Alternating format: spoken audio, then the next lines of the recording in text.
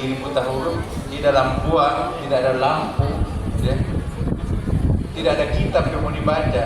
Berarti apa yang mau dibaca? Alam semesta ini. Itu yang disebut dengan Quran Takwini. Kitab Quran Makrokosmos. Belakangan baru muncul Iqra, awal Quran Tadwini, Quran yang turun melalui Jibril. Dua-duanya mengeluarkan hukum. Hukumnya takwini.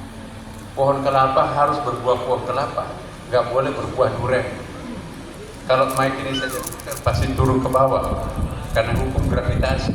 Itu natural sciences, itu hukum takwini. Tapi ada juga Quran yang kita kenal Quran Tadwini, itu membawa hukum lain yang disebut dengan hukum syariah.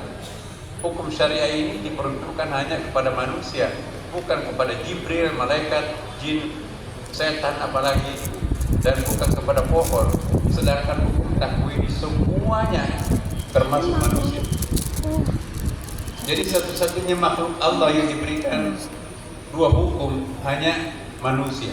Manusia itu selain harus tunduk kepada Quran takwini dengan hukum takwininya, juga harus tunduk kepada hukum Quran tadwini dengan hukum syariah. Kalau manusia hanya mengikuti hukum syariah, tidak menguasai hukum takwini, hukum alam, maka itu ganjil. Atau sebaliknya, hanya menguasai hukum takwini dengan hukum alamnya, tapi tidak menguasai hukum tadwini dan hukum syariahnya, itu juga salah. Jadi umat Islam itu harus tunduk kepada dua sistem hukum, yaitu hukum alam. Referensinya adalah Quran Makrokosmos, alam semesta. Sanurihim ayatina fil afaq.